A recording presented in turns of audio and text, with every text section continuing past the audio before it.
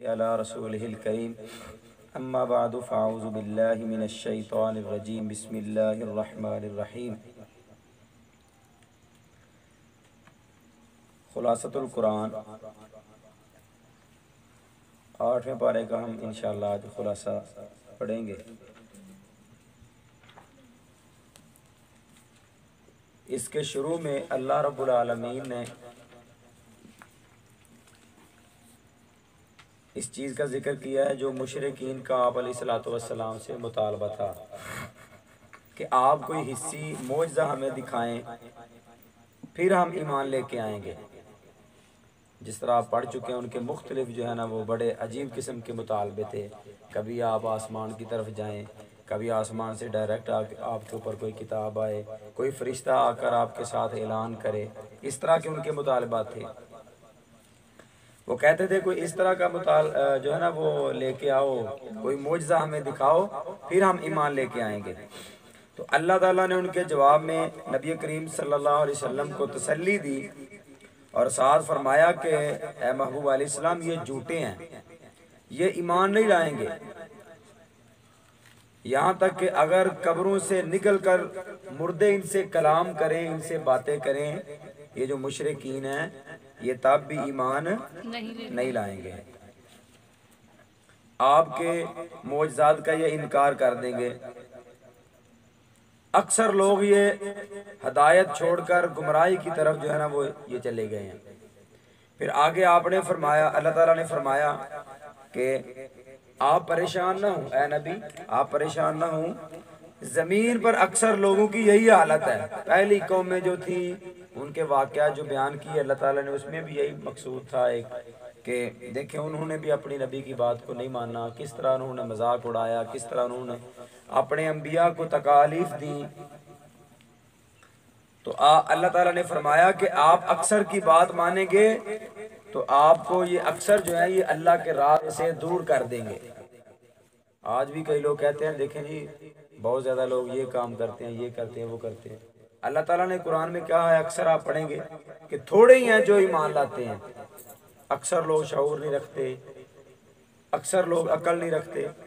تو اس لیے اللہ تعالیٰ نے فرمایا اے نبی آپ اکثر کی بات مانیں گے تو یہ جو اکثر ہیں، یہ جو کثرت کی تعداد میں ہیں، یہ آپ کو اللہ کے راستے سے دور کر دیں گے۔ پھر اس کے بعد اللہ تعالیٰ نے مثال بیان کی مومن کی کہ جو ایمان والا اللہ تعالیٰ کا بندہ ہے اس کی مثال زندہ انسان کی طرح ہے۔ اللہ ایسے انسان کے جس کو اللہ تعالیٰ نے نور دیا ہو، روشنی عطا کی ہو کہ وہ اس کی روشنی میں چلے،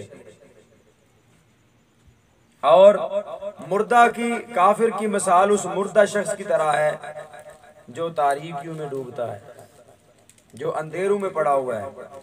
مومن کے لیے تو اللہ تعالیٰ نے جو اس کو ایک عظیم کتاب جو ہے قرآن مجید عطا کر دی، اس کے لیے شریعت کو نافذ کر دیا، وہ اللہ اور اس کے رسول کے قوانین کو مانے گا، اس کو قرآن اور حدیث کی روشنی مل گئی، وہ اسی روشنی میں زندگی بسر کرے گا اور مطمئن رہے گا۔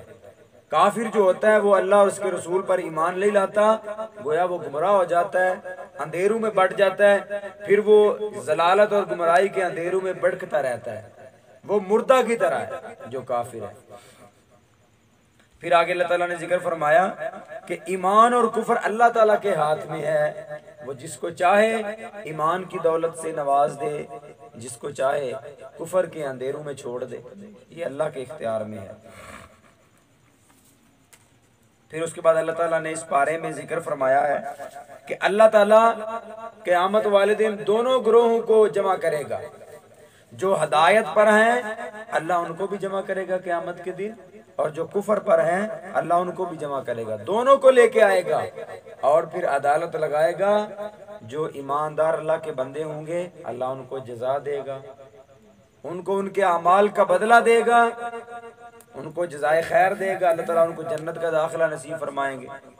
اور جو کافر ہیں، جو گمراہ ہیں، اللہ ان کا بھی فیصلہ کریں گے، ان کو بھی ان کے اعمال کا بدلہ دیں گے اور ان کو جہنم کے انگاروں میں پھینک دیں گے، جہنم کی وادیوں میں پھینک دیں گے۔ پھر اللہ تعالیٰ نے اس پارے کے اندر مشرکین کی کچھ حماقتیں، ان کی بری عادتیں جو ہیں اللہ نے ان کا ذکر کیا ہے۔ ان میں سے چند یہ ہیں کہ وہ جو اللہ تعالیٰ نے ان کو جانور عطا کیے تھے، جو ان کو اللہ نے غلہ عطا کیا تھا، ان میں حصے مقرر کر لیتے تھے کہ یہ حصہ جانوروں میں سے، چپائیوں میں سے یہ اللہ کا ہے، یہ ہمارے جو بڑے جو اللہ کے شریک ہیں، جو ان کے بت تھے، یہ ان کا ہے۔ اور اسی طرح جو ان کے پاس غلہ اور اناج ہوتا ان میں سے بھی حصے مقرر کر لیتے۔ اور سب سے بڑی ان کی دیکھیں بیوقوفی کیا تھی کہ جو ایک حصہ وہ اللہ کے لیے مقرر کر دیتے اور ایک حصہ جو بتوں کے لیے مقرر کر دیتے تھے۔ اگر بتوں کا حصہ جو اللہ کی طرف جاتا اس کو نہ جانے دیتے، خلط ملط نہ ہونے دیتے۔ اگر اللہ کے حصے میں سے اگر وہ بتوں کی طرف چلا جاتا تو کہتے کوئی بات نہیں، خیر ہے۔ یعنی اس میں بھی ان کی یہ بڑی حماقت تھی، لیکن اس کے اندر بھی ان کا عدل نہیں تھا، اتنی وہ جہالت کے اندر وہ ڈوبے ہوئے تھے۔ پھر ان کی دوسری حماقت کا اللہ نے ذکر کیا کہ وہ عورت کو قتل کرتے تھے، بیٹی کو۔ اور یہ اسلام ہی ہے جس نے عورت کو عزت دی اور ان کو سمجھایا۔ وہ کہتے تھے عورت کیا کمائی کر سکتی ہے، اس کا کیا فائدہ ہے، تو وہ عیب سمجھتے جس کے گھر میں بیٹی پیدا ہوتی تو عورتوں کو، بیٹیوں کو وہ کیا کرتے، قتل کر دیتے تھے۔ اس کی اللہ تعالیٰ نے مذمت بیان کی۔ پھر اس کے بعد جو ہے نا وہ ان کا یہ بھی ایک ان کی بری عادت تھی کہ وہ مختلف جو حصے تھے نا، وہ چپائیوں کے مختلف حصے جو ہے نا وہ مقرر کر لیتے، یہ ہمارے پیشواؤں کے ہیں، یہ ہمارے بڑوں کے ہیں۔ پھر اس کے اندر یہ بھی ان کا ایک بری عادت یہ بھی تھی کہ جو چپائے کے پیٹ کے اندر بچہ ہوتا اگر وہ زندہ ہوتا تو کہتے یہ مردوں کے لیے حلال ہے اور عورتوں کے لیے حرام ہے۔ اگر وہ بچہ مردہ ہوتا تو کہتے یہ مرد اور عورتوں دونوں کے لیے یہ حلال ہے۔ یعنی بڑی عجیب قسم کی ان کی حماقتیں تھیں، بے وقوفیاں تھیں۔ کسی جانور کو مقرر کر دیتے کہ اس کے اوپر سواری نہیں کر سکتے، کبھی کسی جانور کو غیر اللہ کے نام پر ذبح کر دیتے۔ تو اس کا اللہ تعالیٰ نے ذکر فرمایا کہ اس طرح کی ان کے اندر حماقتیں تھیں، جس جانور کو چاہتے اس کو حرام کر دیتے، جس کو چاہتے حلال کر دیتے۔ تو اللہ تعالیٰ نے ان کو پھر نعمتیں جو ہے نا وہ یاد کروائیں کہ دیکھیں حلال اور حرام کا اختیار اللہ کے پاس ہے۔ یہ کس نے آپ کو اختیار دیا ہے کہ آپ غلے میں سے، جانوروں میں سے بعض کو اللہ کے نام کے اوپر جو ہے نا وہ منسوب کر دیں، اللہ کا حصہ مقرر کر دیں، بعض کو غیر اللہ کے نام پر منسوب کر دیں، اور جس جانور کو چاہیں اپنے اوپر حلال کر لیں، جس جانور کو چاہیں حرام کر لیں، جس جانور کو چاہیں اس کی سواری کو حلال کر لیں، جس کو چاہیں حرام کر دیں۔ تو یہ آپ کے پاس اختیار نہیں ہے، یہ تو اللہ کے پاس اختیار ہے۔ جو اللہ نے آپ کو جانور دیے ہیں، جو اللہ نے آپ کو اناج دیا ہے، آپ کو پھل دیے ہیں، باغات دیے ہیں، اللہ نے پھر بعض پھلوں کا ذکر کیا، اناج کا ذکر کیا، تو کہا اس کو یہ اللہ کی نعمت ہے، اس پر اللہ کا شکر ادا کرو۔ یہ نہیں کہ تم اس کے اوپر حلال اور حرام کا جو ہے نا وہ حکم لگانے لگ جاؤ کہ یہ حرام ہے اور یہ حلال ہے۔ اللہ تعالیٰ نے یہ جو مشرکین کے عقائد و نظریات بیان کیا، پھر اس کی تردید بیان کی اللہ تعالیٰ نے۔ اس کے بعد اللہ تعالیٰ نے جو ہے نا وہ 10 چیزوں کا ذکر فرمایا ہے، جو کہ اللہ تعالیٰ نے جن چیزوں کا ذکر کیا ہے یہ تمام آسمانی شریعتیں جو ہیں اللہ کی طرف سے، جو جتنی بھی آسمانی شریعتیں نافذ ہوئیں، جو اللہ کی طرف سے آسمان سے شریعتیں آئیں، انبیاء کے پاس آئیں، تو یہ چیزیں ان کے اندر بھی تھیں۔ ان چیزوں کا، ان شریعتوں کے اندر بھی ان چیزوں کو اپنانے کا حکم تھا۔ وہ 10 چیزیں کیا جو اللہ تعالیٰ نے ذکر کی، ان میں سے پہلی یہ تھی کہ اللہ تعالیٰ کی عبادت کریں، اس کے ساتھ کسی غیر کو شریک نہ کریں۔ اللہ تعالیٰ کی عبادت کریں، اس کے ساتھ کسی غیر کو شریک نہ کریں۔ دوسری جو وصیت تھی، جو پہلی قوموں کے اندر، پہلی جو اللہ کی طرف سے شریعتیں نازل ہوئیں، ان کے اندر بھی ان چیزوں کا حکم تھا۔ وہ دوسری ان میں کیا تھی کہ والدین کے ساتھ اچھا سلوک کریں۔ ہماری شریعت کے اندر بھی ہے اور پہلی شریعتوں کے اندر بھی تھی کہ والدین کے ساتھ کیا کریں، اچھا برتاؤ کریں، ان کے ساتھ ادب و احترام کے ساتھ پیش آئیں، ان کے ساتھ جو ہے نا وہ بدتمیزی نہ کریں۔ پھر اس کے بعد اولاد کو رزق کے خوف سے قتل نہ کریں۔ پہلی قوموں کو بھی یہ تنبیہ ان کو تنبیہ کی گئی کہ اولاد کو آج بھی کئی قوموں کے اندر کئی لوگوں کے اندر یہ جہالت ہے کہ وہ اولاد کو رزق کے خوف کے ڈر سے قتل کر دیتے ہیں، تو اللہ تعالیٰ نے اسے منع کیا ہے۔ پھر اس کے بعد اللہ تعالیٰ نے جو چیز ذکر کی ہے جو پہلی قوموں کے اندر بھی اس کو اپنانے کا ذکر تھا اور ہمیں بھی ہے، وہ یہ ہے کہ ظاہری اور باطنی فحاشی بے حیائی سے اجتناب کریں، بچیں۔ پھر اس کے بعد اللہ تعالیٰ نے پانچویں چیز جو ذکر کی ہے اس کا یہ ہے کہ انسان کو ناحق قتل نہ کریں، انسان کو ناحق قتل نہ کریں۔ چھٹی چیز جو اللہ نے ذکر فرمائی ہے اس پارے کے اندر اور سورہ انعام کے آخر میں وہ یہ ہے کہ یتیم کے مال کو ناحق طریقے سے نہ کھائیں، یتیم کے حقوق کو پامال نہ کریں۔ پھر ساتویں چیز جو اللہ تعالیٰ نے ذکر کی وہ یہ ہے کہ ناپ تول جو ہے اس کو اچھے طریقے سے استعمال کریں، ناپ تول میں کمی نہ کریں، اگر کسی کو دیں تو پورا کر کے دیں، اگر کسی سے کوئی چیز لیں تو پورا ناپ تول کر کے لیں۔ آج ہمارے اندر یہ برائی موجود ہے، تو اللہ تعالیٰ نے یہ ہمیں بھی حکم دیا اور اس سے پہلی جو شریعتیں آسمان سے نازل ہوئی ہیں ان کے اندر بھی یہی حکم تھا۔ اس کے بعد اللہ تعالیٰ نے جو آٹھویں چیز کا ذکر کیا وہ یہ ہے کہ انسانوں کے درمیان عدل و انصاف کو قائم رکھا جائے، عدل کیا جائے ہر کسی کے ساتھ، کافر ہے تب بھی، مسلمان ہے تب بھی۔ دیکھیں کس طرح کہ اللہ تعالیٰ نے ایک معاشرے کو بہتر کرنے کے لیے، معاشرے کو خوبصورت بنانے کے لیے، ان کے اندر امن و امان قائم رکھنے کے لیے، سکون اور چین جو ہے نا ان چیزوں کے اندر اللہ نے اگر یہ اپنا لے تو ایک معاشرہ دوسرے معاشروں کے لیے ایک ماڈل بن سکتا ہے، ایک اچھا ان کے لیے ایک سیمپل بن سکتا ہے۔ پھر اس کے بعد اللہ تعالیٰ نے جس چیز کا ذکر کیا وہ یہ ہے کہ اللہ کے عہد کو پورا کیا جائے، یہ چیزیں اللہ تعالیٰ نے اس کے اندر ذکر فرمائی ہیں۔ اس کے بعد اللہ تعالیٰ نے نبی کریم صلی اللہ علیہ وسلم کو حکم دیا کہ وہ اعلان کریں کہ یہی دین حق ہے اور مجھے دین حق کی دعوت دینے والا اور مجھے دین حق کی تبلیغ کرنے والا بنا کر بھیجا گیا ہے اور مجھے دین حق کی ہدایت دی گئی ہے۔ اور ابراہیم علیہ السلام کا بھی یہی دین تھا کہ وہ اللہ کے ساتھ کسی کو شریک نہیں ٹھہراتے تھے، والدین کے ساتھ اچھا سلوک کرتے تھے۔ ان چیزوں کا اللہ تعالیٰ نے ذکر فرمایا۔ پھر اس کے بعد اللہ تعالیٰ نے کہا کہ اے پیغمبر اعلان کر دیجئے قل ان صلاتی و نسکی و محیای و مماتی للہ رب العالمین، کہ میری نماز، میری قربانی، میری عبادت ساری کی ساری جو ہیں، میرا جینا اور مرنا کس کے لیے ہے؟ اللہ کے لیے ہے۔ پھر اس کے بعد اس پارے کے اندر سورہ اعراف کی ترتیب ہے سورہ انعام کے بعد، جو 206 آیات پر مشتمل ہے، اور اس کی ابتدا جو ہے اس سورت کے اندر بھی اللہ تعالیٰ نے خصوصاً عقائد کا ذکر کیا ہے۔ اللہ تعالیٰ نے اس سورت کے اندر بھی عقائد کو ڈسکس کیا ہے، اور اس سورت کی ابتدا جو ہے وہ نبی کریم صلی اللہ علیہ وسلم کے معجزے کے ساتھ ہوئی، یعنی قرآن کریم کے ذکر کے ساتھ ہوئی ہے، سورہ اعراف جو ابتدا ہے۔ پھر اس سورت کے اندر، اس پارے کے اندر اللہ تعالیٰ نے ذکر کیا کہ اللہ نے حضرت انسان کو عزت و تکریم سے نوازا ہے، اللہ نے حضرت انسان کو عزت بخشی ہے، اس کا ذکر کیا ہے۔ اللہ تعالیٰ نے انسان کو اپنے ہاتھ سے پیدا کیا، پھر اس کو مسجود ملائکہ بنایا، تمام فرشتوں کو حکم دیا کہ وہ حضرت انسان کو سجدہ کریں۔ پھر اس کی اللہ تعالیٰ نے آگے تفصیل بیان کی ہے کہ شیطان نے انکار کیا، اور شیطان کا انسان کو گمراہ کرنا یہ جو سلسلہ ہے یہ قیامت تک جاری رہے گا، اس کا اللہ تعالیٰ نے تفصیل سے ذکر کیا ہے۔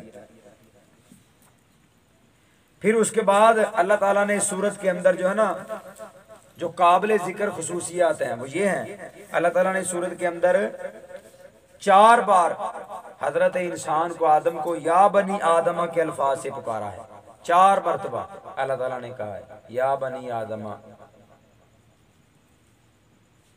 اور یہ صورت کی خصوصیت ہے، کسی دوسری صورت میں اللہ تعالیٰ نے اتنی تعداد میں یا بنی آدمہ حضرت انسان کو مخاطب کر کے آواز نہیں دی. یہ 4 آوازیں لگائی گئی یا بنی آدمہ کہہ کے. اس میں پہلی آواز جو ہے وہ یہ ہے حضرت آدم کو، یا بنی آدم، آدم کی اولاد کو کہا کہ جو لباس ہے یہ تمہارے لیے اللہ تعالیٰ نے نعمت بنائی ہے، اور کہا کہ یہ لباس جو ہے یہ زینت ہے، خوبصورتی ہے انسان کے لیے. پھر کہا کہ یہ زینت ہے اور یہ تقوی ہے. لباس کے ذریعے انسان اللہ کی نعمت کا اظہار کرتا ہے، لباس کے ساتھ انسان اپنے ستر کو چھپاتا ہے، لباس کے ذریعے انسان زینت اور خوبصورتی پکڑتا ہے، لباس کے ذریعے انسان تقوی پکڑتا ہے. پھر اس کے بعد اللہ تعالیٰ نے جو دوسری آواز لگائی اس میں ہے کہ اے بنی آدم، ابلیس کی، شیطان کی اتباع سے، اس کی پیروی سے بچ جائیں. اس چیز کی اللہ تعالیٰ نے تلقین فرمائی ہے. پھر تیسری آواز جو اللہ تعالیٰ نے دی یا بنی آدم، کہا کہ نماز کے وقت زینت اختیار کرو، لباس جو ہے وہ اختیار کرو، زینت اختیار کرو. اور پھر کہا کہ کھاؤ پیو اچھے طریقے سے اور فضول خرچی نہ کرو. جو اللہ نے تمہیں نعمتیں دی ہیں ان کا اچھا استعمال کرو، اللہ کی پاکیزہ چیزوں کو کھاؤ اور فضول خرچی نہ کرو. پھر اس کے بعد اللہ تعالیٰ نے جو آواز دی وہ کہا کہ اے بنی آدم، اگر تمہارے پاس میرے رسول آئیں، تمہارے پاس اگر میرے رسول آئیں تو ان کی اتباع کرو. جو ان کی اتباع کر لے گا، جو ان کی پیروی کر لے گا وہ متقی بن جائے گا. جو ان کی بات مان لے گا گویا کہ اس نے اپنی اصلاح کر لی، اور قیامت کے دن اس کے اوپر کوئی کسی قسم کا خوف نہیں ہوگا. جو نبیوں کی بات کو مان لے گا، جس نے اپنے نبی کی اتباع کر لی، پیروی کر لی، ان کے بتائے ہوئے اصولوں کو اپنا لیا، وہ دنیا میں بھی کامیاب ہے اور وہ آخرت میں بھی کامیاب ہے. پھر اس کے بعد اللہ تعالیٰ نے، دیکھیں یہاں پہ ایک بات بڑی قابل ذکر ہے کہ شیطان انسان کو فحاشی کی طرف لے کے جاتا ہے، برائی کی طرف لے کے جاتا ہے. اور شیطان نے ہی حضرت آدم کو جب جنت میں ورگلایا تھا تو ان کے لباس کو اتروا دیا. آج بھی شیطان کی یہی کوشش ہے کہ وہ انسان کو ننگا کر دے، بے حیا بنا دے، فحاشی اور برائی کے اندر ان کو ڈبو دے. آج بھی دیکھیں میڈیا کے ذریعے کتنی ایک خطرناک پلاننگ کے ساتھ مسلمانوں کو ان کی زینت سے، ان کو ان کی خوبصورتی سے محروم کیا جا رہا ہے. آج بھی میڈیا کے ذریعے اور مختلف طریقوں کے ساتھ مسلمانوں کو ورگلایا جا رہا ہے کہ وہ ایک خوبصورت اور اسلامی لباس سے محروم ہو جائیں. دیکھتے نہیں ہیں آپ حجاب کے اوپر کہیں کیا کیا الفاظ جو ہے وہ بولے جاتے ہیں. تنگ نظر کہا جاتا ہے، قیدی کہا جاتا ہے کہ وہ عورت کو گھر میں قید کیا جاتا ہے، جی وہ پردہ کریں، وہ گھر کے اندر محصور ہو جائیں. لیکن اللہ تعالیٰ نے قرآن میں کہا ہے کہ لباس، پردہ تو حضرت آدم کی اولاد کی خوبصورتی ہے، زینت ہے، تقوی ہے، یہ اللہ کی بڑی نعمت ہے. اور دیکھیں بیٹا جی، یہ جانور اور انسان کے درمیان فرق ہے لباس سے، لباس کے ساتھ. آپ نے کبھی دیکھا ہو کسی جانور کو اس نے لباس پہنا ہوا، اس نے کپڑے پہنے ہوئے؟ یہ فرق ہے انسان کے درمیان اور جانوروں کے درمیان کہ جانور جو ہیں وہ لباس نہیں پہنتے، لیکن انسان جو ہے وہ لباس پہنتا ہے اور کتنا مہذب لگتا ہے، کتنا وہ خوبصورت لگتا ہے جب وہ اسلامی لباس میں ڈل جاتا ہے، اس کو اپنا لیتا ہے. تو اس لیے آج ہمیں اس سے باخبر رہنا ہوگا جو ہمارے معاشرے کے اندر فتنے برپا کیے جا رہے ہیں. حضرت انسان کو لباس سے محروم کیا جا رہا ہے، مختلف طریقوں کے ساتھ ان کی ذہن سازی کی جا رہی ہے. تو ہمیں یہ کوشش کرنی چاہیے جو ہمیں رسول اللہ صلی اللہ علیہ وسلم نے اسلامی لباس بتایا ہے، ہم لباس کو پہنے، اللہ کی دی ہوئی اس بڑی نعمت کا اظہار کریں۔ دیکھیں نا، آپ نے یہ سنا ہے کہ جب حضرت آدم کو جنت سے نکالا گیا اور لباس سے محروم کیا گیا تھا، وہ کتنے شرمندہ ہوئے تھے۔ وہ گویا کہ درخت کے جو ہے نا وہ پودوں کے پتے لے کر اپنے جسم کو ڈانپنے کی کوشش کر رہے تھے۔ تو یہ اس چیز کی طرف اشارہ ہے کہ لباس جو ہے جب انسان کے سطر کو چھپا لیتا ہے تو گویا انسان جو ہے وہ جانور سے ایک مختلف اور ایک خوبصورت ایک انسان جو ہے وہ لگتا ہے۔ یہی فرق ہے انسان کے درمیان اور جانور کے درمیان۔ پھر اس کے بعد اللہ تعالیٰ نے یہ ذکر کیا ہے کہ مشرکین جو ہے وہ بیت اللہ کا ننگا طواف کرتے تھے، تو اللہ نے اگر ان کے پاس کوئی دلیل نہیں ہوتی تھی وہ کہتے تھے یہ اللہ نے ہمیں حکم دیا ہے، تو اللہ کہتے ہیں یہ تو اللہ نے تمہیں حکم نہیں دیا، تم جھوٹ بولتے ہو، اللہ کے اوپر الزام لگاتے ہو، اللہ نے تمہیں حکم تو نہیں دیا۔ یہ کون سی نیکی ہے بیت اللہ کا طواف کریں اور لباس اتار کے کپڑے اتار کے کریں؟ تو اللہ نے کہا اللہ نے تمہیں حکم نہیں دیا، اللہ تو تمہیں حکم دیتا ہے کہ اے آدم کی اولاد لباس کو پکڑو، اس کو اپناؤ اور خوبصورت بنو، مہذب بن جاؤ، اس کی زینت اختیار کرو۔ پھر اس کے بعد اللہ تعالیٰ نے اس سورت کے اندر، اس پارے کے اندر 3 گروہوں کا ذکر کیا ہے۔ ایک گروہ ہے وہ جو متکبر ہے، جو سرکش ہے، جو تکبر کرنے والا ہے، انبیاء کا مذاق اڑانے والا ہے، اللہ اور اس کے رسول کے احکامات کا مذاق اڑانے والا ہے، اور یہ دوست کی گروہ ہے۔ اور ایک گروہ وہ ہے جو اللہ اور اس کے رسول کی اتباع کرنے والا ہے، جو انبیاء کی جو ہے نا وہ توہین نہیں کرتا بلکہ ان کا احترام کرتا ہے، انبیاء کا احترام کرتا ہے، ان کی توقیر کرتا ہے اور اپنے نبی کی اتباع کرتا ہے۔ وہ گروہ اللہ نے فرمایا کہ یہ جنتی گروہ ہے۔ تیسرا گروہ ہے جس کو اللہ تعالیٰ نے یہاں پہ ذکر کیا، اصحاب اعراف۔ وہ ہیں کہ جو جن کے جو ہے نا وہ نیکی اور گناہ برابر ہو جائیں گے، جو عمل کے اندر تھوڑے سے کمزور تھے لیکن آخر میں اللہ ان کو بھی جنت میں داخلہ عطا کریں گے۔ پھر اللہ نے ذکر کیا ہے کہ جنتی بندے کا دوزخی بندے کے ساتھ مکالمہ ہوگا۔ جنتی کہیں گے آج تم نے وعدہ پا لیا، دنیا میں تمہیں یقین نہیں آتا تھا، قرآن تمہیں دعوت دیتا تھا، اللہ کے رسول تمہیں دعوت دینے کے لیے آئے تھے لیکن تم نے مانا نہیں، تم نے کہا کون مرے گا اور قیامت کے دن اٹھے گا، کہاں قیامت، مرنے کے بعد جینے کا تمہیں یقین ہی نہیں آتا تھا۔ آج تم نے یہ یقین کر لیا کہ آج تم اللہ کی عدالت میں آ گئے ہو اور تم نے اپنے جو عمل کیے دنیا کے اندر، نبیوں کی گستاخی کی، اللہ اور اس کے رسول کی نافرمانی کی، اس کا آج تم نے بدلہ لے لیا۔ کہیں گے ہاں آج ہمیں یقین آ گیا کہ مرنے کے بعد ہم نے اٹھنا تھا۔